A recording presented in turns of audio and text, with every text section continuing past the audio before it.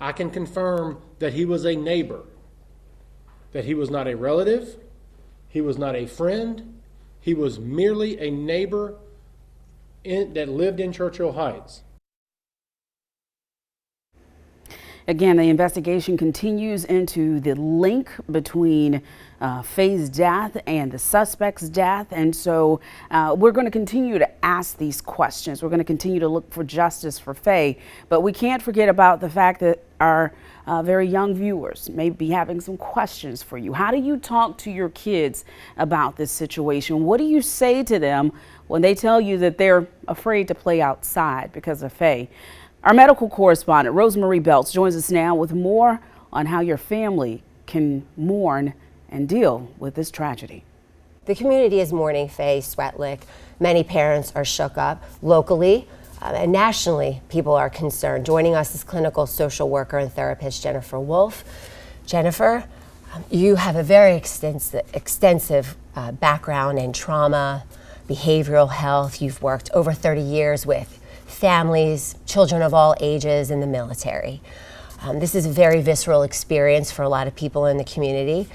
What was your initial reaction when you learned about Faye's story? Wow, Rosemary, my initial reaction was just tremendous sadness.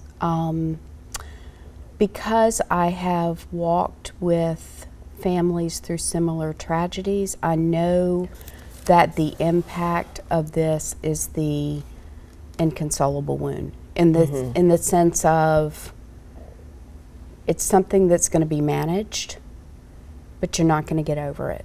It's not something that can be fixed.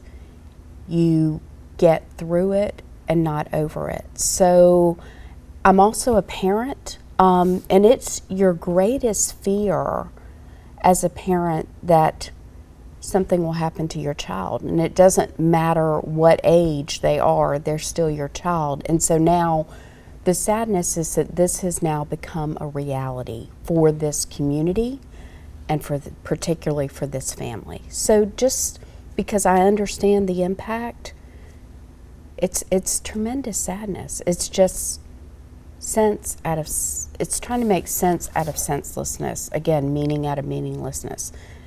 And it wasn't shock, it was just sadness for me. And you brought up a really good point as the initial reactions of the sadness, parents, everybody affected. And I feel like it's important, with that being said, it's still fresh. The long-term effects that you brought up, it's about getting through a situation. What are some of the long-term effects that something like this could have on a family and on our community? And if we could talk about that a little bit. Sure. Well, the long-term effects is that the impact is most likely going to be permanent, and that each family, each community is different, and will be impacted differently because of it. As I was thinking about what you just asked me, I have seen communities, though, in the midst of tragedy, rally with each other and do something positive to celebrate the life of this beautiful little girl. And helping the family do that, I frequently tell people, you can focus, everybody knows the tragedy, everybody knows it's horrific, but you can focus on that, or you can focus on the seeds that this little girl planted while she was here. And it is all of our jobs, her laughter, her smile, we see her, we know her, we feel her. Her playfulness, it is all of our jobs to carry that on because we're still on this walk here.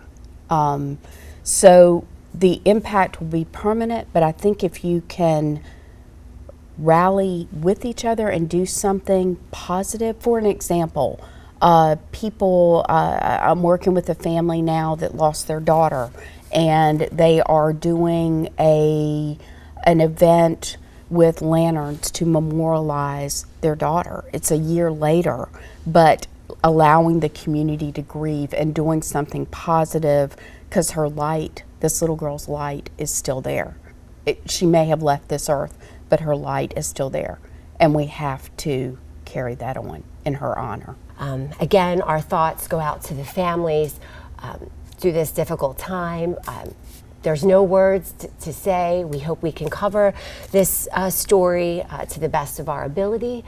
And just know that here, us at WLTX, we're with you. So thank you. Absolutely. Thank you. Thank you. Thank you.